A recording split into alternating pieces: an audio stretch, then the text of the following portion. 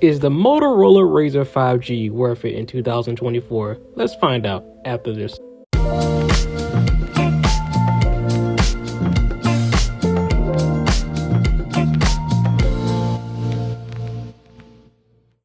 What's going on, everyone? You're tuning in with Spectacular Tech. What we're looking at right here is the Motorola Razr 5G. This phone came out in the month of September of 2020. When you bought this phone brand new, it came with the most unusual box. Instead of your normal rectangular shaped box, which you get with every other phone. Now let's start with opening up the box by pulling up on this top piece. We're greeted with the phone sitting on a base. This box actually has a hidden feature. I'll show that later on in this video. I'll now pick up the phone and place it to the side for now. We'll get to it later on as well.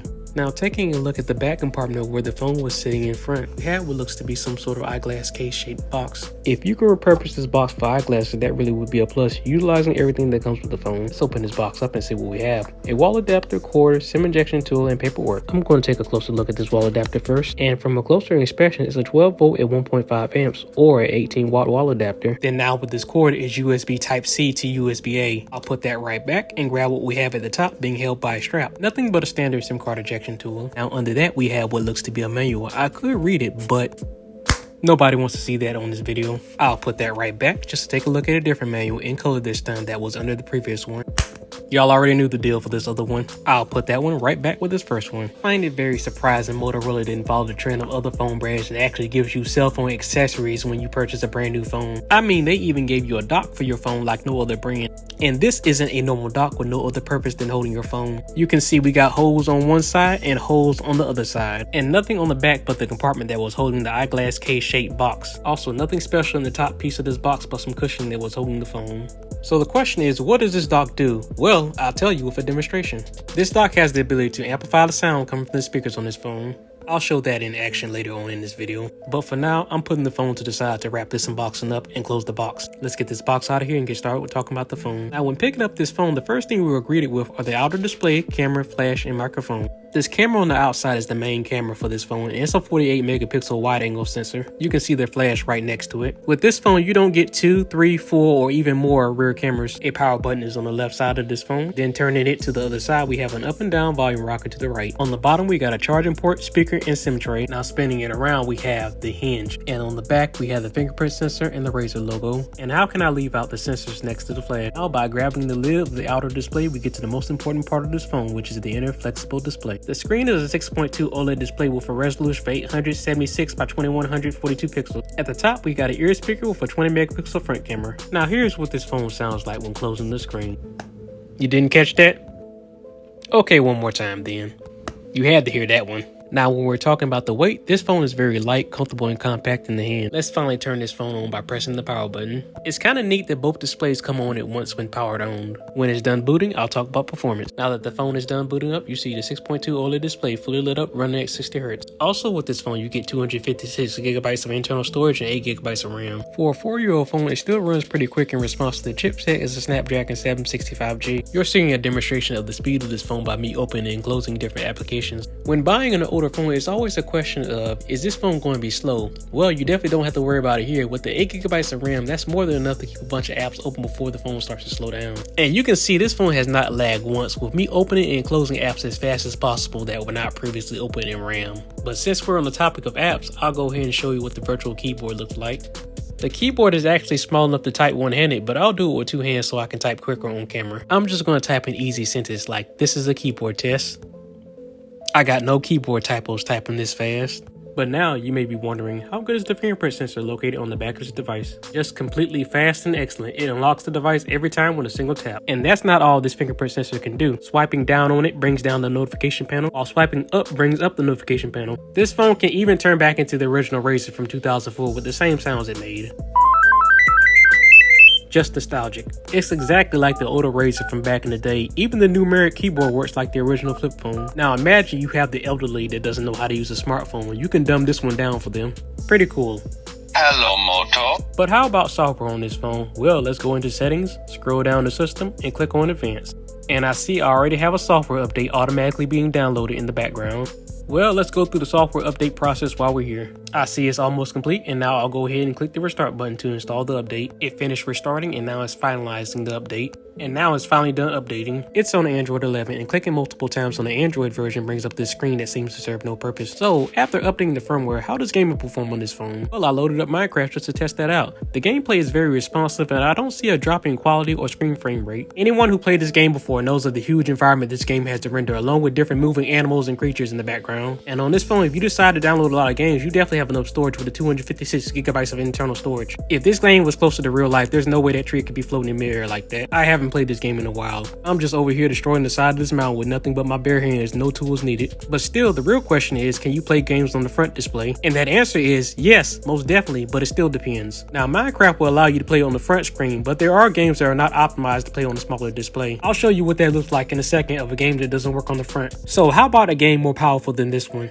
Okay, let's try Asphalt 8 this time. This is a more graphically intensive game. This game has to render large environments like the previous game, cars moving at high speed, the weather, and different action scenes. Going over this ramp with a ridiculous spinning stunt would most definitely tear your car up in real life. Like, even if you managed to land that, the wheels would have broken off your car, and especially some of the bodywork would have came off in real life. But as to be expected with playing graphically intensive games on this phone, it'll definitely drain your battery much faster than playing something much simpler like Candy Crush. Okay, I mentioned previously that you can play games on the front display, but it depends. Well, here's what it looks like when it doesn't work on the front. Asphalt 8 is a demonstration of a game that's completely unusable on the front. As you can see, none of the menu option buttons even work. But enough with gaming. How does the battery life hold up on this phone? This phone is using a 2800 mAh battery. With my usage, it's average at best. If you're a light user, it will last you throughout the day, but if you're a heavy user, you might want something with around a 5000 mAh battery. And unfortunately, this phone doesn't have wireless charging. I also micromanage my battery charging to get the best battery health from it. I usually only charge it to 80% maximum and never let it go under 20%. Since if you didn't know, batteries hate being 100% for too long and being almost completely drained. Doing the opposite makes them age quicker. Now, what else can you do on the front display? Swiping over brings all the apps you can launch. You can add any app that you download on this phone. And swiping over again, you can add contacts and shortcuts. But with the front display, some apps will be optimized while others will not. So how about when playing videos on the phone? On the wide display, videos are zoomed out, but you can zoom in. The sound only comes from this bottom speaker. Would have been nice if it came out the ear speaker as well. With a resolution slightly less than 1080p, the quality isn't too bad. With a notch to the side of the display, that doesn't take away from the viewing experience. So how about playing videos on the front screen, and what is the quality of that display? On the front screen, you get an OLED display with a resolution of 600 by 800 pixels. Previously in this video, I talked about the speaker dock. I'll go ahead and show that now with a sound test. Here's the natural audio from the speaker on this phone. We got absolutely nothing on this side, as you can see. And we That's have the two sound output ports amplified. and an input port. Let's do it again. Phone speaker. With just rubber grippers on the bottom. Again, now to hold it in amplified. place. Now let's turn it around to the front. We have the stand. Alright, one more time. You get the idea. But enough with talking about the sound, let's take things outside to check the camera out. On the back of this phone, we're working with a 48 megapixel rear camera sensor to take photos and videos. And before I start talking about using the camera on this phone, you can actually open the camera by twisting the wrist quickly on this phone. Other phones, you will have to navigate to the camera app or press some button to activate the camera. Even when in an app, you can twist the wrist quickly to get to the camera. How about when the phone is locked with the screen not even turned on? Same thing as well, it can be launched with a quick twist of the wrist. You don't even have to open the phone to launch the camera by twisting your wrist. Okay, let me start this camera test by me using the single rear wide angle camera. I'm going to see how far I can zoom. A Chick-fil-A building is on the other side of this parking lot. At 8x, this seems to be the maximum zoom. I'll go ahead and take a picture, and let's see the photo result. At 8x maximum zoom, this photo looks like a water painting if I'm going to be honest. Completely blurry and almost unusable. But let me try this again. Let me try zooming into something different like this light pole in the distance. Okay, now I can confirm the quality might not be there when zooming into something from the distance. But what about when taking a picture of something in close range? I'll snap the camera button again and check the result. Immediately, I noticed this photo is a whole lot better. The photo is sharp and in focus versus that Chick-fil-A building. Now, what other types of features does this camera have? You got all your essentials here. Just to name a few, you got your pro mode, night mode, panoramic, slow motion, and more. But what about the front camera on this phone? The front camera is 20 megapixels and can only record in 1080p. In addition, if you want the best selfies, you might want to use the rear camera since you can flip the phone down and see yourself on the front screen. But when video recording on the rear camera, it will record in 4K 30 frames per second. When recording a video, you actually get some different options on screen. You can pause and resume recording the video, which iPhones can't do natively.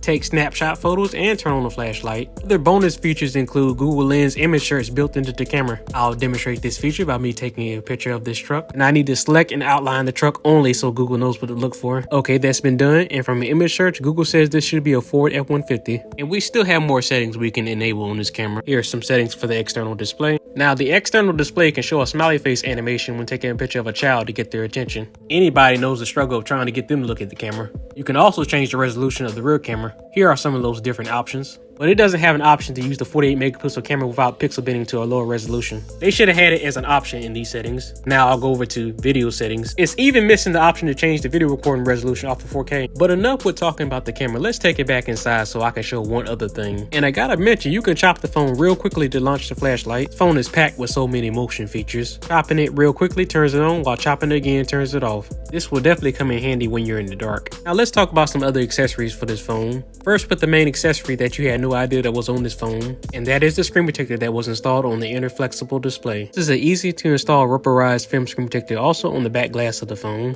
And then I have this leather-like navy blue snap-on case.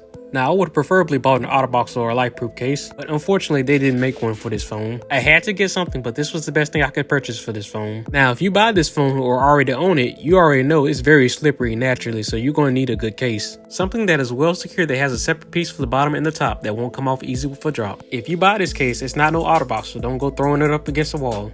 And I definitely would not recommend carrying this phone around without a case. I'll leave an Amazon link in the description for the case and screen protector I used on this phone. Finally, we'll talk about the last topic of this video, and that is cellular connectivity. I'll stick the SIM card ejection tool in to make sure we indeed have a SIM card inserted. I'll pull the SIM card tray out at the bottom of this phone, and yes we do. I'm using the AT&T SIM card. Let me go ahead and stick that SIM card right back in there. And with the SIM card back in the phone, now we're ready. Now I'll go over to settings, click on network and internet, and I see an option about SIM cards. This phone supports physical SIM card or eSIM. Choose your preference. Now I'll turn the Wi-Fi off so the phone has no choice but to use cellular data. And I'll swipe up to get it back to the home screen. I'm going to do a cellular speed test, but before we start, I'm going to make sure we have service bars. It's reading the AT&T SIM card. And I see we have 5G bars. I'll go ahead and start by launching the internet browser. Let's click on Amazon. Alright, let's see. Took a few seconds, but loaded up quick. Now I'll try Google. Okay, let's see. It took about the same time. Let's try Samsung. Let's see how long it takes to load. Hey, this one's taking longer. Last, let's try YouTube. Let's see. Oh, and one more thing other than the speed test. I just knew somebody was going to be curious to know, can you hang the phone up by closing it? And that's a yes. You definitely won't have any problems with cellular connectivity on this phone. This phone supports the latest 5G technology, and you can use either physical SIM card or eSIM. Okay, let me finally wrap this up and answer the question I asked at the beginning of this video. And that question was, is the Motorola Razr 5G worth it in 2024? I say absolutely. If you're a fan of nostalgic design, like the small and compact size, good camera with cool tricks, fast phone with a lot of storage, 2 usable screens, this is undoubtedly one of the coolest phones you could purchase. Well, there you have it. Make sure you like and subscribe, and I'll catch you all in the next video on Spectacular Tech.